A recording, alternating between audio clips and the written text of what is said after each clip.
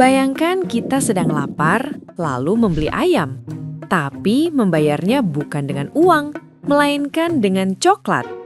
Kedengarannya aneh, tapi ini benar-benar pernah terjadi. Di peradaban Maya Civilization, coklat bukan sekedar makanan, tapi juga digunakan sebagai alat tukar, atau bisa dibilang sebagai uang. Pada masa itu, kakao bukan makanan biasa. Biji kakao diolah menjadi minuman pahit yang umumnya hanya dikonsumsi oleh kalangan bangsawan. Selain itu, kakao juga tidak mudah didapat. Tanamannya hanya bisa tumbuh di wilayah tertentu, membutuhkan waktu lama untuk panen, dan jumlah produksinya terbatas. Karena langka dan bernilai tinggi, coklat menjadi sesuatu yang dihargai. Dalam banyak peradaban, benda yang langka dan dibutuhkan seringkali berkembang menjadi alat tukar. Sistem harga pakai coklat. Yang menarik, ini bukan sekedar sistem barter biasa. Bangsa Maya sudah memiliki nilai tukar yang cukup jelas. Sebagai contoh, satu buah alpukat bisa dihargai sekitar 3 biji coklat. Sementara seekor kalkun bisa mencapai sekitar 100 biji coklat. Artinya, dengan mengumpulkan biji kakao, seseorang bisa memenuhi berbagai kebutuhan sehari-hari.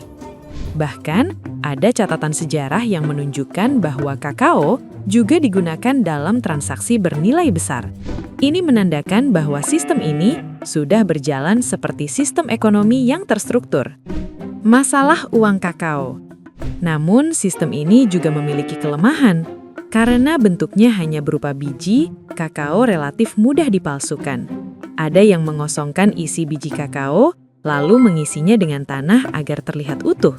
Dari luar terlihat normal, tetapi sebenarnya tidak memiliki nilai. Masalah seperti ini tentu merusak percaya, sama seperti peredaran uang palsu di masa sekarang. Kenapa akhirnya hilang? Seiring waktu, terutama setelah kedatangan bangsa Spanyol, sistem ekonomi mulai berubah. Uang logam mulai diperkenalkan karena lebih tahan lama dan lebih sulit dipalsukan.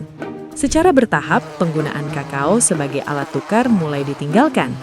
Dan akhirnya, coklat kembali pada fungsi yang kita kenal sekarang, yaitu sebagai makanan. Jadi, ketika kita menikmati coklat hari ini, mungkin tidak banyak yang menyadari bahwa benda ini pernah memiliki peran yang jauh lebih besar. Bukan hanya untuk dinikmati, tetapi juga sebagai alat transaksi dalam kehidupan sehari-hari. Karena pada akhirnya, sesuatu bisa menjadi uang bukan karena bentuknya, melainkan karena nilai yang disepakati oleh masyarakat.